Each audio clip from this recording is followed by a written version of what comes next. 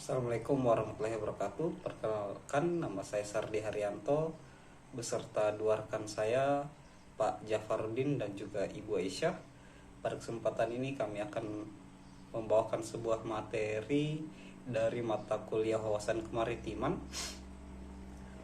Dimulai dari saya sendiri, saya akan membahas tentang keamanan maritim Indonesia. Menurut Alfred Thayer Mahen, salah satu pakar geopolitik Inggris, pernah menulis sebuah buku, dan dalam buku tersebut ada sebuah teori yang berjudul Sea Power atau kekuatan laut. Nah, dalam teorinya itu dia menyebutkan empat kategori. Yang pertama itu posisi geografis, yang kedua itu ada populasi penduduk, yang ketiga jenis pemerintahan, dan yang keempat karakter bangsa. Nah, secara geografis Indonesia terletak di antara dua benua dan juga dua samudra. Hal ini menyebabkan keuntungan dan juga tantangan yang tidak sedikit untuk Republik, di mana kita memiliki 17.500 pulau dan juga garis pantai sepanjang 108.000 km dengan luas perairan sekitar 6.400.000 km atau 2/3 wilayah NKRI adalah wilayah perairan laut. Kemudian kita memiliki berbagai ancaman keamanan maritim, dimulai dari kekerasan sumber daya laut, ancaman hukum, ancaman navigasi, bahkan ancaman penularan wabah penyakit. Dewasa ini Indonesia memiliki beberapa masalah di perairan, terutama terkait adanya klaim dari wilayah negara lain yang berpotongan dengan wilayah Indonesia. Contohnya wilayah Laut Natuna Utara yang sempat diklaim oleh Cina berdasarkan landasan historis nelayan Cina yang dikenal dengan istilah Nendashland atau 9 garis putus-putus, yang bertentangan dengan konferensi PBB tahun 1982. Kemudian Vietnam juga kembali pernah melakukan aktivitas serupa di Laut Natuna Utara, Kabupaten Natuna, Provinsi Kepulauan Riau, dengan mengirimkan 13 patroli kapal laut tanpa seizin Indonesia. Yang ketiga, masih maraknya illegal fishing dari negara lain di wilayah Indonesia, baik itu wilayah ZEE maupun landasan kontinental. Indonesia mempunyai perbatasan langsung dengan 10 negara tetangga termasuk India, Thailand, Singapura, Malaysia, Vietnam, Filipina, Palau, Timor Leste, Papua Nugini, dan juga Australia. Dari 10 negara tersebut, Indonesia baru mencapai kesepakatan soal perbatasan laut secara penuh dengan Papua Nugini saja. Negosiasi dengan 9 negara tetangga lain masih terus dalam proses.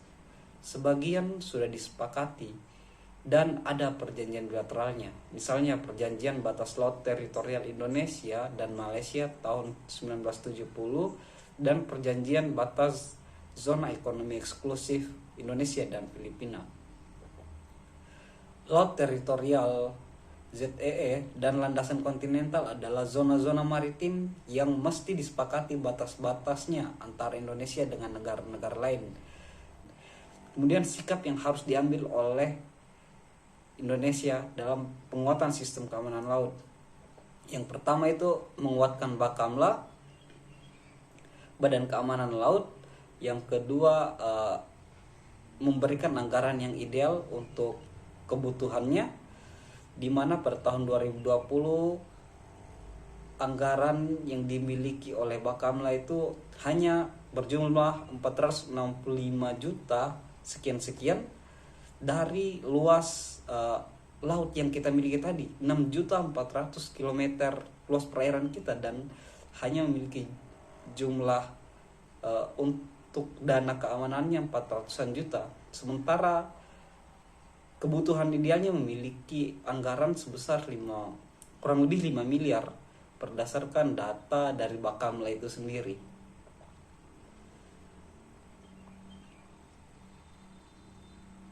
Kemudian ranking kekuatan militer di Asia Tenggara berdasarkan indeks global Fire. Ranking kekuatan kita pada 2019 itu berada di urutan pertama. Indonesia sebagai negara besar di ASEAN harus mampu menggandeng negara ASEAN yang lainnya. Kemudian harus bisa berdiplomasi, harus mempercepat RUU keamanan laut, memperkuat militer, dan membangun laut Indonesia. Serta yang terakhir membangun perbatasan yang sudah saya sebutkan. Mungkin sekian dari saya, akan dilanjutkan oleh teman kelompok yang lain. Terima kasih.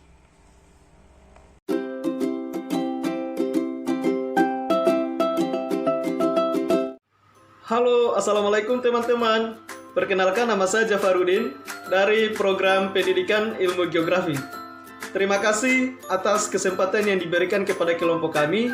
Kami akan mempresentasikan tugas kelompok kami mata kuliah wawasan kemaritiman. Adapun tugas kelompok kami adalah tentang potensi kemaritiman yang ada di Indonesia. Untuk selanjutnya teman-teman, untuk menyaksikan tugas kelompok kami, marilah kita saksikan video berikut ini secara bersama-sama. Selamat menyaksikan. Teman-teman, seperti yang kita ketahui, luas laut Indonesia mencakup 2/3 dari seluruh luas wilayah Indonesia, yaitu 5,8 juta kilometer persegi.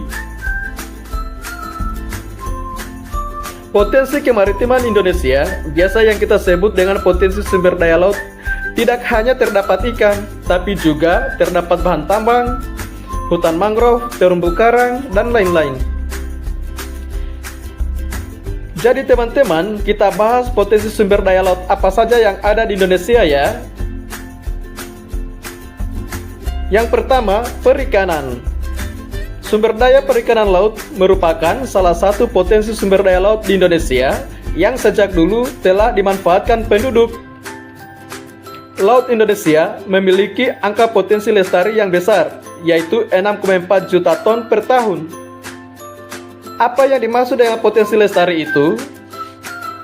Potensi lestari adalah potensi penangkapan ikan yang masih memungkinkan bagi ikan untuk melakukan regenerasi hingga jumlah ikan yang ditangkap tidak mengurangi populasi ikan.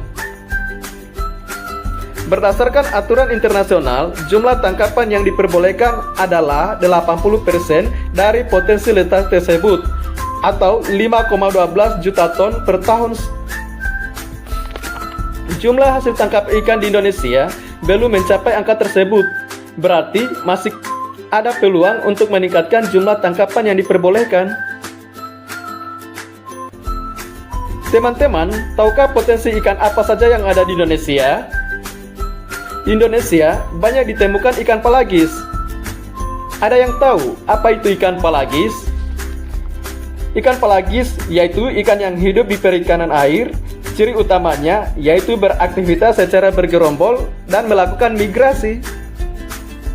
Indonesia bagian barat dengan rata-rata kedalaman laut 75 meter, jenis ikan yang banyak ditemukan adalah ikan pelagis kecil. Contohnya ikan layang, teri, kembung, dan lain-lain. Sementara di kawasan Indonesia Timur dengan rata-rata kedalaman laut mencapai 4.000 meter, banyak ditemukan ikan pelagis besar seperti cakalang dan tuna. Ikan pelagis besar banyak diekspor ke luar negeri. Contohnya ikan tuna yang diekspor ke negara Jepang setiap tahunnya. Selain menangkap ikan di laut, penduduk Indonesia, terutama yang tinggal di daerah pesisir pantai utara Pulau Jawa, banyak melakukan budidaya ikan dengan menggunakan tambak. Jenis ikan yang dikembangbiakan di sana adalah ikan bandeng dan udang. Banyak juga potensi perikanan yang dihasilkan oleh negara kita ya teman-teman. Assalamualaikum warahmatullahi wabarakatuh. Perkenalkan, saya Siti Aisyah Samohito akan melanjutkan pemaparan dari dua teman saya sebelumnya, Pak Jafarudin dan Pak Saryanto, mengenai tugas mata kuliah wawasan kemaritiman. Bagian saya saat ini adalah membahas tentang potensi wisata bahari yang ada di Indonesia. Mari kita simak bersama video berikut ini.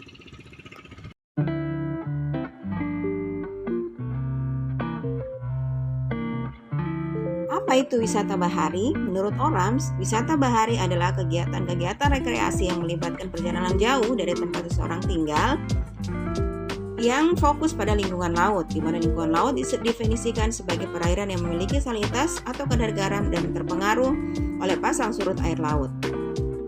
Menurut Zero, wisata bahari adalah bentuk wisata yang menggunakan atau memanfaatkan potensi lingkungan pantai dan laut sebagai daya tarik utama.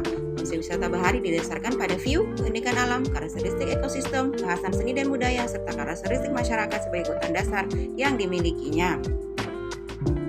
Sedangkan menurut Sarwono, wisata bahari adalah kegiatan wisata yang memanfaatkan potensi alam bahari sebagai daya tarik wisata maupun wadah kegiatan wisata, baik yang dilakukan di atas permukaan dan di wilayah laut yang tidak dapat dipisahkan dari keberadaan ekosistemnya yang kaya akan keanekaragaman jenis biota laut.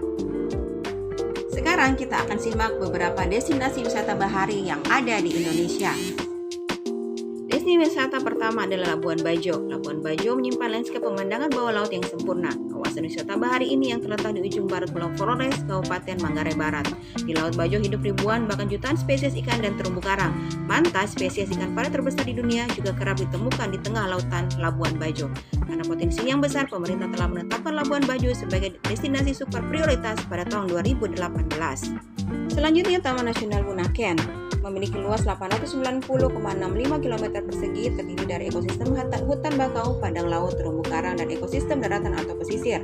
Hampir 97% merupakan habitat laut yang menghuni di kedalaman 1.566 meter di Teluk Manado, sedangkan sisanya 3% meliputi daratan seluas 75.265 hektare. Di antara ekosistem karang terdapat 3.000 jenis ikan, termasuk spesies ikan langka dan berbagai jenis ikan hias yang bakal memanjakan mata Anda. Raja Ampat belakangan menjadi pusat perhatian wisata bahari. Raja Ampat merupakan sebuah kabupaten bagian dari Papua Barat. Perairan Raja Ampat memiliki 75% spesies laut seluruh dunia, berupa 540 jenis karang, 1.511 spesies ikan, dan ribuan biota laut lainnya. Hal inilah yang membuat Raja Ampat menjadi tujuan wisata bahari bagi wisatawan di seluruh dunia. Taman Nasional Wakatobi terletak di Sulawesi Tenggara dan menjadi destinasi unggulan wisata bahari Indonesia. Wakatobi tercatat memiliki kawasan terumbu karang seluas 118.000 hektar dan Kalandupa Atol sepanjang 48 km yang menjadikannya sebagai atol terpanjang di dunia. Taman Nasional Wakatobi telah ditetapkan UNESCO sebagai salah satu kawasan cagar biosfer dunia di Indonesia. Kepulauan Mandeh terletak di pesisir pantai selatan atau sekitar 65 km dari kota Padang, Sumatera Barat. Setidaknya ada 8 spot menyelam di sekitar wisata bahari ini yang terletak di utara Pulau Cibadak, Pagang, Seronjok, dan lain-lain. Selain terumbu karang yang masih alami, di spot menyelam juga terdapat bangkai kapal Belanda yang tenggelam. Spot dengan kedalaman hingga 27 meter ini menjadi tempat yang ideal untuk para penyelam profesional.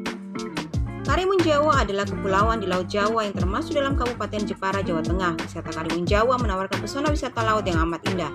Karimun Jawa adalah rumah bagi terumbu karang, hutan bakau, hutan pantai, serta hampir 400 spesies fauna laut, di antaranya 142 jenis ikan hias. Beberapa fauna langka yang berhabitat di sini adalah elang laut dada putih, penyu sisik, dan penyu hijau. Taman Nasional Taka-Bonerate memiliki atol terbesar ketiga di dunia setelah Republik Kepulauan Marshall dan Maldives.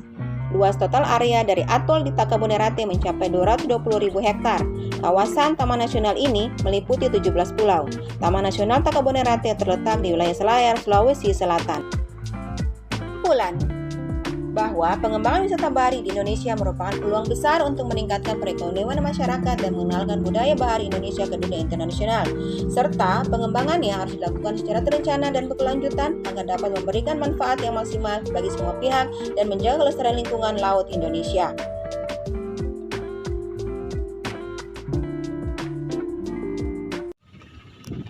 Demikianlah video presentasi dari kami. Saya, Siti Aisyah Samongkito, beserta dua rekan saya, Pak Jafarudin dan Sapi Haryanto, mengucapkan terima kasih dan wassalamualaikum warahmatullahi wabarakatuh.